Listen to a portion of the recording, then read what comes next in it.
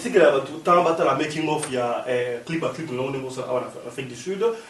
le monde a un peu si vous expliquez, surtout en termes de Bino, musicien, il y a Big Star, il y a du Fao. Boza, les seuls orchestres, oh, il y a Bengala, musicien à poto. Hein? Bana monde na tebana RD Congo terme belé ya ba Bengala bango. Bino, ba Bengala ka bino ndenge na poto ta isuro mamo. Non, on va le moko dépend de expliquer le moko Tata Sadek. On a joué une Tata Sadek. Et ça ngam na beta on a concert il y a 31 à Maputo pour Tata Sadek a koyaka après bana nibita tout ba tuna minene na bité ya Tata Sadek. Alors Tata Sadek d'abord le mot général de force à père. D'abord que c'est donc on a la enfant légitime naïe pour vraiment encadrer il y a bien pendant 8 ans na ça na Big Star. Général de force azam to bakanda mais na bité kaza agressif na ba musique azam père moko très bien tout à fait orchestre moko exemplaire Big Star les orchestres moko exemplaire les orchestres moko ba son pas batté ba impoli tout ça maintenant bien éduqué pour tout le monde depuis avant la bande de l'école tout en après l'université quoi. Alors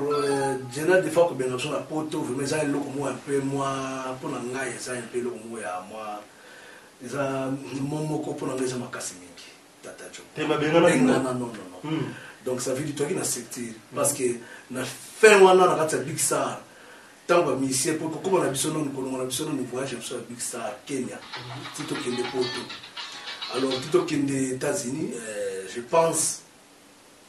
na fait ba musicien ba ko lungwana avant de général de FAO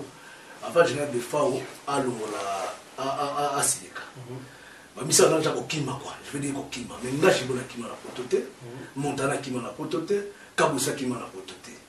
Ozola nanga, les jeunes makuta kima na potote, les noto kima na potote. Pour moi na tikala ki lokola chef d'orchestre na dernière minute. Monsieur chef d'orchestre qui bleu de bleu à Canada, que je salue na musika, mais ngam na tikala ki chef d'orchestre Tito beta ki na États-Unis, ti ma mbebe ki na Canada,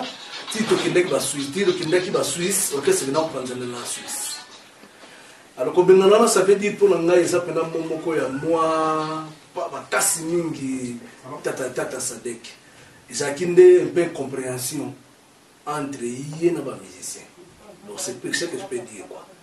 donc otika na biso na poto ba ki ngana kena ngai pe ba ki ngana kena ngai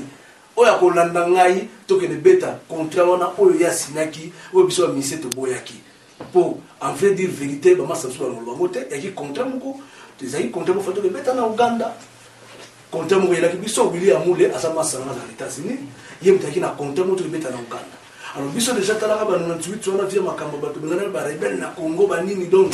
to mona ka tutiki ba famille na Congo o bêtes ndule na kina ba Uganda donc déjà le monde mona ja mais en tête ba Congo ba fana na Uganda ba sakina bango ba Congo ba fana na Rwanda ba sana bango.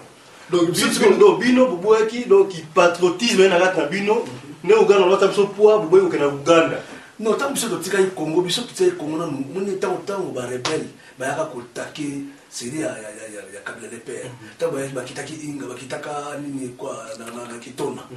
to ba kitona wana donc ba vana miso so ya Kinshasa ti ba kata ba kubura to ya Kinshasa premier vol à Kenya Airways surtout on va vol à Kenya Airways to ki beta na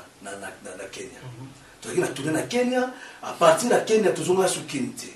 na wana ezaki na 98 je pense tozonga sukinité bala moto bando beta tourner to ki na so ba Cameroun to ki ba Centrafrique to ki ba Burkina Faso ba mboka bene meto ka base comme le roi Kenya to fanda ki wana lokola to tcha lokola mois 8 mois nde contrat États-Unis et na Canada alors contrat tanguye bon mais to kenda ipso sauter ezaka ki boko équipe pour les ezaka moi extrait équipe ka kwa ndambo to kenda ki ba masa so tika na Kenya balanda attends comment il a na Kenya na to landa ki après sous ko équipe na donc to zu visa surtout il y a une année aux États-Unis to za le seul orchestre ya Kinshasa to zo visa une année ntanga mali ko aux États-Unis ya ki Big Star ya General de Fa donc combien de states na ba ba so kina na enfant ko beta na states ba ko states a été concerné na Minneapolis ba ki Montréal Québec alors ngala ndaki bango je pense moi tant qui après 2 semaines 3 semaines ndaki bango na comment qui on a bon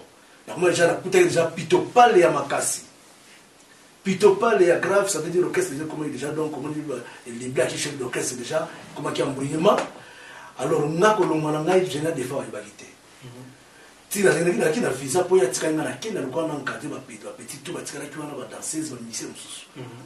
ba chocholi ba Blaise Kavabioko ba Zaibele Blaise Kavabioko ta grand frère puis ya yemoko king de king grand frère ne pena propre même père même mère alors on a déjà attaqué la biso de grand batteur la biso ya grave Blaise Kavabioko